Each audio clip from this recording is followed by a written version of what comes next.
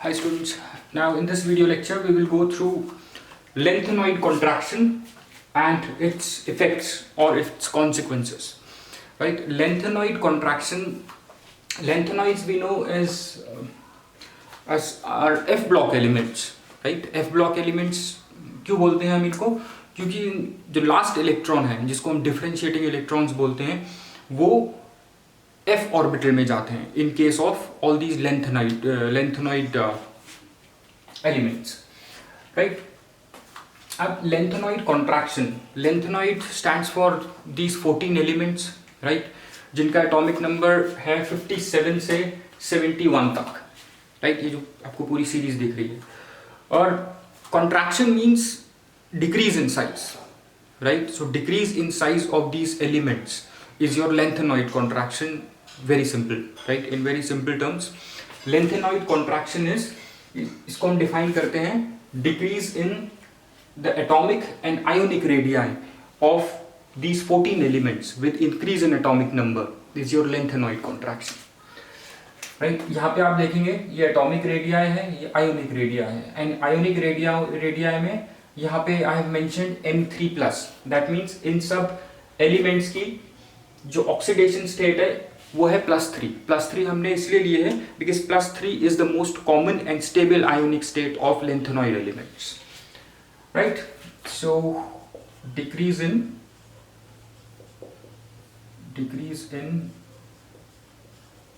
atomic or ionic radii,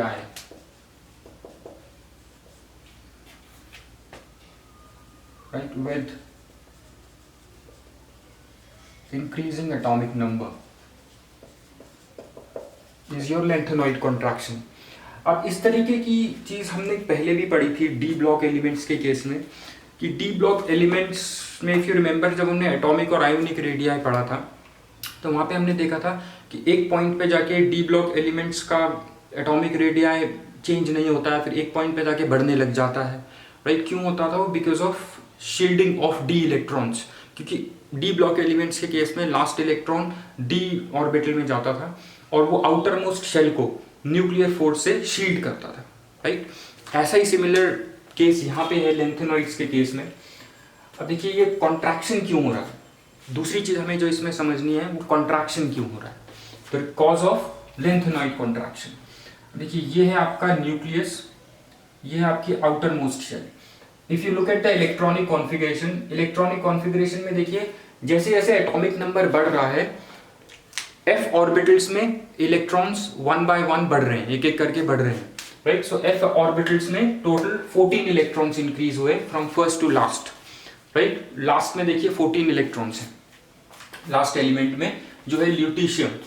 lanthanum को हमने क्यों डालते हैं हम लेंथेनॉइड सीरीज में? क्योंकि लेंथेनम की प्रॉपर्टीज लेंथेनाइट जो बाकी एलिमेंट्स हैं उनसे रिजेंबल करती है, मैच करती है, इसीलिए उनको भी हम इसी सीरीज में रखते हैं, राइट? सॉरी, इस एलिमेंट को लेंथेनम को भी हम लेंथेनाइट सीरीज में इंक्लूड करते हैं. बल्कि इसमें देखिए कोई इलेक्ट्रॉन नहीं है f ऑर्बिटल में, f 0 है, राइट? अब देखिए जो f ऑर्बिटल जो f इलेक्ट्रॉन्स हैं इस केस में जो लास्ट इलेक्ट्रॉन है वो f ऑर्बिटल में जाता है ऑफ n-2 सबशेल के, right? That is third shell from the outermost shell, n-2 f 1 to 14 electrons, n-1 d 1 or 2 electrons, ns2. ये इसकी जनरल इलेक्ट्रॉनिक कॉन्फ़िगरेशन है f ब्लॉक एलिमेंट्स की. अब लास्ट इलेक्ट्रॉन इसमें जाएगा और ये शेल कौन सी है? Third shell from valence shell, right? ये आपकी वैलेंस शेल है n, सेकेंड शेल ये होगी, राइट? थर्ड शेल ये होगी n-2, राइट? इसके f इलेक्ट्रॉन्स में, इसके f ऑर्बिटल्स में इलेक्ट्रॉन्स जाएंगे इन case of f block elements lanthanoids, right? अब कॉन्ट्रैक्शन, हमें बेसिक रीजन देखना है कि लेंथेनॉइड कॉन्ट्रैक्शन क्यों होता है. देखिए with increasing atomic number, right? जैसे जैसे एटॉमिक नंबर बढ़ रहा है देखिए क्या होता है जो न्यूक्लियर चार्ज है वो इंक्रीज होता है 1 by 1 जैसे जैसे एटॉमिक नंबर बढ़ता है। जब न्यूक्लियर चार्ज बढ़ेगा राइट, तो न्यूक्लियर फोर्स बढ़ेगी राइट। सो इस पे आउटर मोस्ट इलेक्ट्रॉन पे जो पुल होगा due to nuclear force right, वो भी इंक्रीज होता चला जाएगा राइट इस पे राइट। अब देखिए ये जो न्यूक्लियर फोर्स की वजह से ये जो न्यूक्लियर फोर्स है ये आउटर मोस्ट शेल पे लगता है राइट, जिसकी वजह से एटम का साइज श्रिंक होता चला जाता है, छोटा होता चला जाता है राइट। अब देखिए यहां पे क्या है आपके इस थर्ड शेल के f ऑर्बिटल्स में इलेक्ट्रॉन्स जाते हैं राइट, लास्ट इलेक्ट्रॉन। अब ये वाले जो इनर ऑर्बिटल्स में जो इलेक्ट्रॉन्स होते हैं उनका क्या इफेक्ट होता है on this nuclear force right, जो ये आउटर मोस्ट शेल पे एग्जर्ट करता है न्यूक्लियस। देखिए जो ये वाली जो शेल है, जैसे जैसे इसमें इलेक्ट्रॉन्स बढ़ते जाएंगे एक एक करके, जो रिपल्जन होता है इलेक्ट्रॉन्स के बीच में, क्योंकि सेम चार्ज होता है इलेक्ट्रॉन्स में, जैसे जैसे f ऑर्बिटल्स में इलेक्ट्रॉन बढ़ेंगे उनके बीच का रिपल्जन बढ़ता चला जाता है राइट। सो यहां पे क्या हो रहा है, यहां पे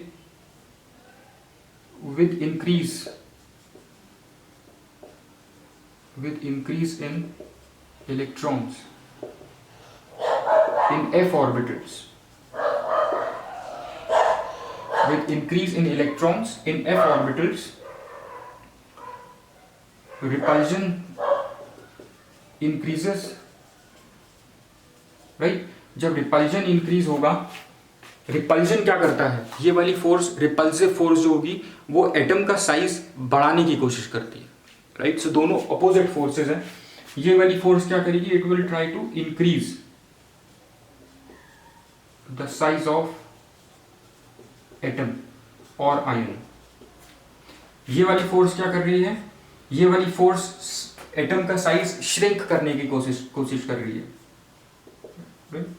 ये है न्यूक्लियर फोर्स।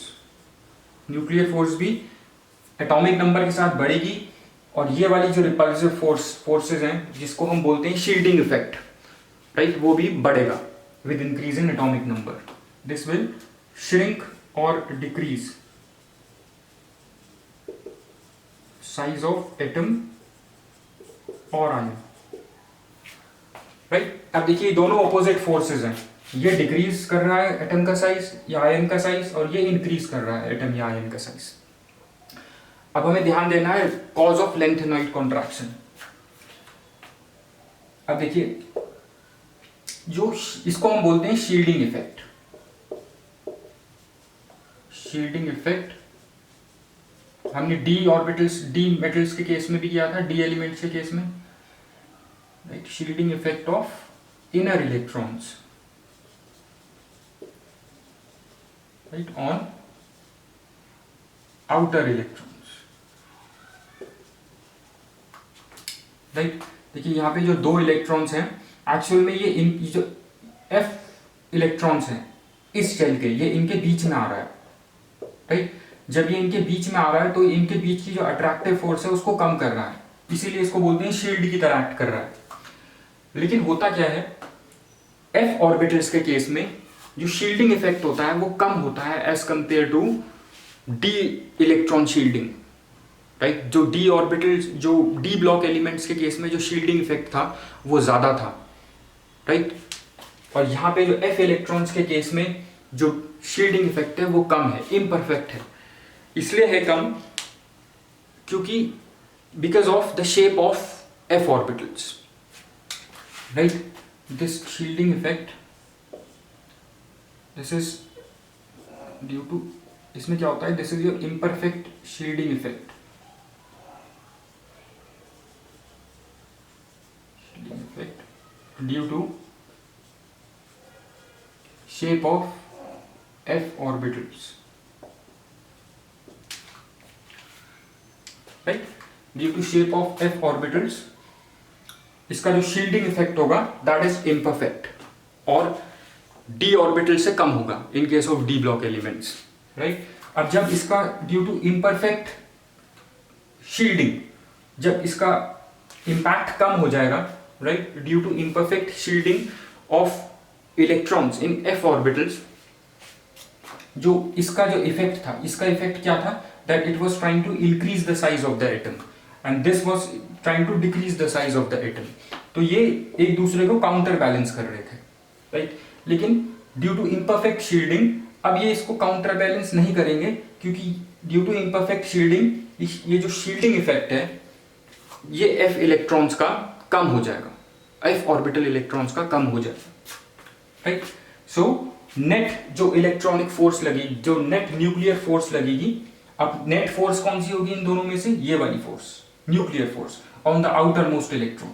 अब ये नेट फोर्स जो अट्रैक्टिव फोर्स है वो इसको एटम या आयन को, एफ ब्लॉक एलिमेंट्स या लेंथेनाइट्स को श्रिंक कर देगी, डिक्रीज कर देगी उनके साइज को, राइट।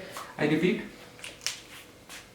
ये वाली फोर्स जो nucleus with increasing atomic number, ये न्यूक्लियर फोर्स इंक्रीज हो रही है on the outermost electron and this force is trying to decrease the size of the atom. ये इस एटम को, एटम के साइज को कम करने की कोशिश कर रही है, एटम या आयंस के केस, आयंस के केस में आयंस के साइज को, राइट। और जैसे जैसे इलेक्ट्रॉन्स बढ़ रहे हैं with atomic number, number of F electrons बढ़ रहे हैं। जब number of F electrons, F जो ऑर्बिटल्स में इलेक्ट्रॉन्स जो बढ़ते जा रहे हैं उनके बीच में रिपल्जन बढ़ेगा, वो क्या करता है, वो एटम के साइज को इंक्रीज करने की कोशिश करता है, राइट। सो ये दोनों ऑपोजिट हैं, लेकिन due to imperfect shielding, imperfect shielding क्यों है इस केस में, due to shape of f orbitals, right, due to shape of f orbitals, ये जो शील्डिंग इफेक्ट है of these electrons on the outermost shell वो डिक्रीज हो जाता है, राइट। जब डिक्रीज हो जाता है तो नेट फोर्स अब कौन सी लगेगी, ये वाली force, nuclear force on the outermost electron which is trying to decrease the size of the atom और आयन, राइट, और we say it's trying to contract the size of the atoms और ions. So net force कौन सी है आपकी, net force लगेगी इस case में, इस केस में जो नेट फोर्स होगी इन दोनों के मिला के, जो नेट फोर्स लगेगी, नेट फोर्स आपकी होगी न्यूक्लियर फोर्स, राइट। और ये क्या करती है, it decreases size of atoms और ions. Net force is nuclear force that tries to और that decreases the size of the atoms और आयंस, राइट। इसी की वजह से आप हमारा लेंथेनॉइड कॉन्ट्रैक्शन होता है, this is the cause of lanthanoid contraction, right. और इट स्टार्ट्स फ्रॉम, इफ अगर आप देखें यहाँ पे आयोनिक रेडियाई 106 से शुरू होता है और डिक्रीज होते होते 86 तक चला जाता है, राइट। एटॉमिक रेडियाई 187 से शुरू होता है और डिक्रीज होते होते 173 पे चला जाता है। इसका एक ग्राफ भी है, अगर आप अपनी बुक्स में देखेंगे, राइट। ग्राफ जो बनेगा इसका, graph it's right over here only, ये ग्राफ एक ऐसा एटॉमिक नंबर, यहाँ पे हम लेंगे atomic number on x axis, यहाँ पे हम लेंगे ionic radius, right. Ionic radius देखिए अब है आपका 100, राइट, 95, 90, 85 इस तरह से लेंगे। एटॉमिक नंबर शुरू होता है 57 से, 57, राइट। इस तरीके से एक्स एक्सिस पे आप लेंगे atomic radius, sorry atomic number,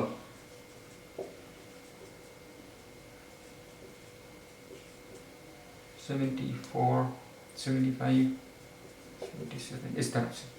अब देखिए जैसे जैसे एटॉमिक नंबर बढ़ रहा है, जो आयोनिक रेडियस है ये डिक्रीज होता चला जा रहा है। दैट मीन्स अगर हम यहाँ पे हैं तो एटॉमिक रेडियस कितना है इसका, 57 वाले का एटॉमिक रेडियस है आपका 106, राइट, कहीं यहाँ पे होगा, राइट। फिर इसके बाद एटॉमिक रेडियस और कम होता है, जैसे जैसे एटॉमिक रेडियस बढ़ेगा, सॉरी जैसे जैसे एटॉमिक नंबर बढ़ेगा, आयोनिक रेडियस ऐसे कम होता चला जाएगा। तो इस तरह का आपको ग्राफ मिलेगा, इस तरह का ग्राफ आ जाएगा, राइट। ग्राफ इस तरह का होगा जो ऐसे नीचे की तरफ को आएगा, right. With the increase in atomic number the ionic radius decreases. ये भी आपको अपनी एक बुक में एक ऐसा ग्राफ दिखाई देगा, जस्ट बेटर अंडरस्टैंडिंग, राइट। सो ये रीजन हमें पता लग गया। अब लेंथेनॉइड कॉन्ट्रैक्शन क्या होता है, right, what are the causes of it. अब now let's look at the consequences, what are the effects of lanthanoid contraction. खुद से सोचिए, जब किसी एटम का या आयन का साइज छोटा हो जाता है, राइट, तो न्यूक्लियस के पास आ जाता है, राइट। जो आउटर मोस्ट इलेक्ट्रॉन पे जो अब न्यूक्लियर फोर्स लगती है वो ज़्यादा हो जाती है। वैसे भी यहाँ पे nuclear force, net nuclear force लग रही थी, that was trying to decrease the size of the atoms, और इसने एटम के साइज को डिक्रीज कर दिया, राइट। अब इसका हम इफेक्ट्स देखते हैं क्या क्या है, right. Let me just rub this, you can take the screenshot और कॉपी, टेक द नोट्स। अब देखिए आयोनाइजेशन एनर्जी पे क्या इसका इफेक्ट होगा, राइट, और एटॉमिक रेडियस पे क्या इफेक्ट होगा, राइट। अगर हम ग्रुप की बात करें, ग्रुप में एटॉमिक रेडियस क्या होगा of second and third transition elements, density पे क्या इफेक्ट होगा, राइट। ये सब चीजें अभी हम देखते हैं। इसके इफेक्ट्स भी पूछे जाते हैं, राइट। ये पूरा लेक्चर बहुत इंपॉर्टेंट है। सो let's first look at the density.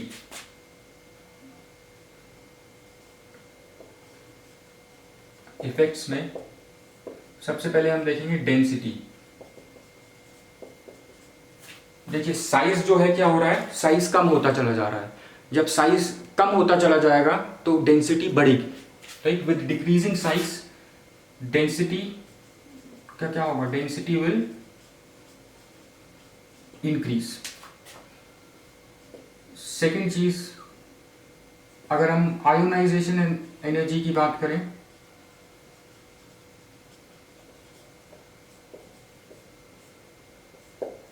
Ionisation energy की हम बात करें, आयोनाइजेशन क्या एनर्जी क्या होती है, energy required to remove the outermost electron from the metal atom और फ्रॉम द आयन, राइट।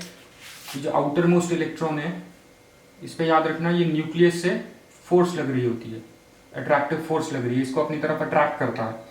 अभी हमने इससे पहले लेंथेनॉइड्स के केस में देखा था, ये जो नेट न्यूक्लियर फोर्स थी, नेट न्यूक्लियर फोर्स इंक्रीज हो गई थी, राइट। सो लेंथेनॉइड्स के केस में नेट न्यूक्लियर फोर्स बढ़ जाती है, इसीलिए हम देखेंगे कि आयोनाइजेशन एनर्जी भी बढ़ जाती है, right. Due to lanthanoid contraction ionisation energy will increase, right. Lanthanoid contraction क्यों हुआ था, due to this increased nuclear force, right. या हम बोलते हैं due to imperfect shielding of f orbitals, right. उनकी इम्परफेक्ट शील्डिंग की वजह से ही आपकी नेट न्यूक्लियर फोर्स इंक्रीज हो गई थी, राइट। जब ये नेट न्यूक्लियर फोर्स इंक्रीज हो रही है, मतलब आउटर मोस्ट शेल है, उन पे जो अट्रैक्टिव फोर्स है ड्यू टू न्यूक्लियस वो इंक्रीज हो रही है।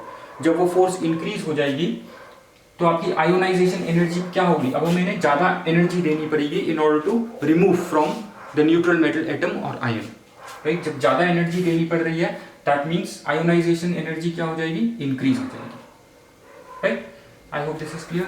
अब थर्ड पॉइंट, थर्ड इफेक्ट है इसका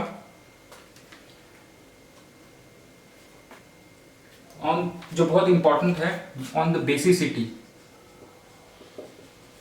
on the basicity of oxides and hydroxides,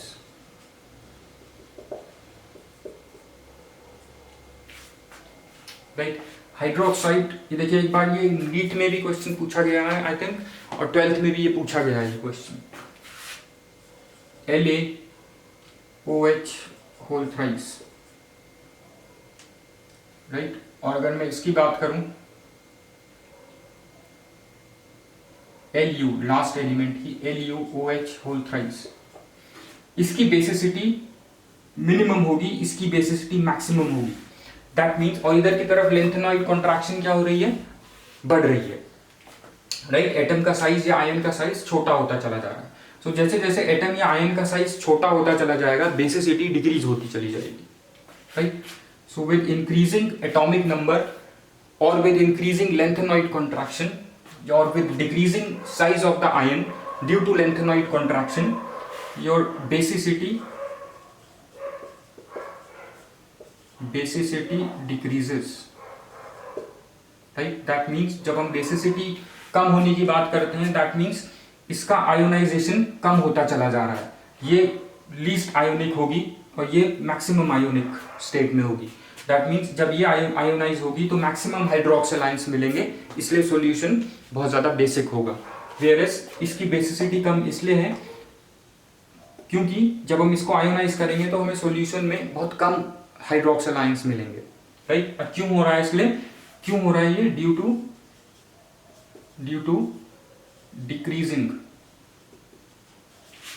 to decreasing size of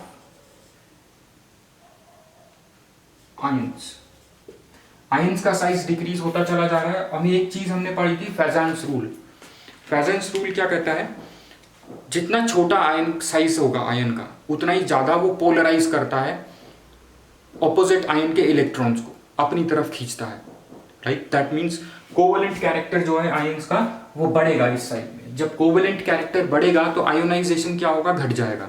इसलिए हमें इस वाले केस में जैसे जैसे हम इधर को बढ़ेंगे आयोनाइजेशन डिक्रीज होता हुआ मिलेगा, राइट। क्योंकि आयोनाइजेशन आयोनिक कंपाउंड्स में मैक्सिमम होता है, लेकिन हम कह रहे हैं कि due to decreasing size, right, covalent character of ions is increasing, right. So covalent character इस कंपाउंड का मैक्सिमम होगा, राइट। सो इसमें मिनिमम आयंस होंगे, कोवेलेंट कैरेक्टर इसका मिनिमम होगा, इसका आयोनिक कैरेक्टर मैक्सिमम होगा, इसलिए इसमें मैक्सिमम आयंस होंगे, right. So basicity decreases due to decreasing size of ions, right. And due to decreasing size of ions क्या होता है हमारा, covalent character increases. Covalent character increase होगा तो आयोनाइजेशन अपने आप ही कम हो जाएगा, right. I hope this is clear. ये तीनों फैक्ट्स इंपॉर्टेंट हैं, राइट। और एक और इंपॉर्टेंट पॉइंट है इसका, फेजेंस रूल, ये थोड़ा सा इसको याद करना। ये केमिकल बॉन्डिंग में हमने पढ़े थे, फेजेंस रूल 11th में, राइट। ये जो जैसे कोई भी मेटल है, इसका जो आयोनिक स्टेट है, राइट, जब ये नेगेटिव आयन के पास आएगा, राइट, तो इसके आउटर मोस्ट इलेक्ट्रॉन्स को अपनी तरफ खींचता है। जैसे जैसे इसका चार्ज बढ़ता है, ये दूसरे ऑपोजिट आयन को ज्यादा से ज्यादा पोलराइज करता चला जाता है। Polarisation of the other ion will increase. जब पोलराइजेशन बढ़ेगा तो इसका इलेक्ट्रॉन क्लाउड अपनी तरफ खींच लेता था, राइट। तो इसका क्या होगा, इसीलिए कोवेलेंट कैरेक्टर बढ़ जाता है, राइट। ये हमने केमिकल बॉन्डिंग में पढ़ा था। तो ये क्वेश्चन याद रखना, बेसिसिटी किसकी ज्यादा होगी, जो उधर की तरफ होगा, राइट की तरफ होगा, उसकी बेसिसिटी कम होगी। क्यों होगी, क्योंकि size of the ion decreases due to lanthanoid contraction, right. And as the size of the ions decreases, the covalent character of the compound increases, which decreases the ionization. This is the answer, right? I hope this is clear. अब है एक point, groups. देखिए lanthanoid contraction पढ़ रहे हैं, right. अब देखिए हमने पीरियोडिक टेबल में पढ़ा था ग्रुप में, राइट। ग्रुप जैसे हम नीचे की तरफ आते हैं तो नंबर ऑफ सेल्स क्या है, बढ़ती चली जाती हैं, नंबर ऑफ सेल्स बढ़ती चली जाती हैं, राइट। जब नंबर ऑफ सेल्स बढ़ती चली जाती हैं तो आयोनिक रेडियस या एटॉमिक रेडियस भी बढ़ता चला जाता है, राइट। लेकिन हम third transition series, right, third transition series के केस में हम देखते हैं कि जो एटॉमिक रेडियस है, ये आयोनिक रेडियस है, जो एटॉमिक रेडियस है देखिए वो नहीं बढ़ रहा है। Atomic radius third transition series का ऑलमोस्ट सेम है टू सेकेंड ट्रांजिशन सीरीज।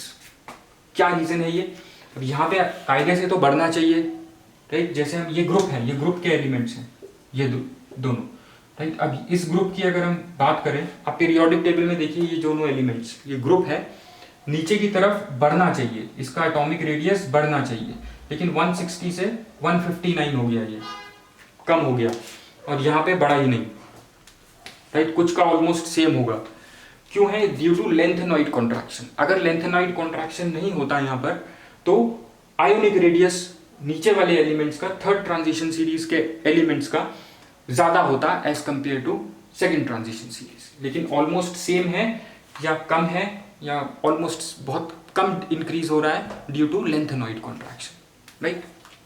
क्योंकि लेंथेनॉइड कॉन्ट्रैक्शन से हमने देखा था जो नेट न्यूक्लियर फोर्स थी on the outermost electron वो इंक्रीज हो रही थी, राइट, जिसकी वजह से एटम्स या आयंस का साइज रिड्यूस हो रहा था, राइट। और ये क्यों हो रहा था? Due to imperfect shielding of f orbitals, right, क्योंकि उनकी शेप ही कुछ ऐसी होती है, right. Due to shape of f orbitals their shielding effect is imperfect. और अगर हम इसको डी ऑर्बिटल्स की शील्डिंग से देखेंगे, कंपेयर करेंगे, तो डी ऑर्बिटल्स के कंपैरिजन इनकी शील्डिंग, एफ ऑर्बिटल इलेक्ट्रॉन्स की शील्डिंग कम होती है, right, due to their shape.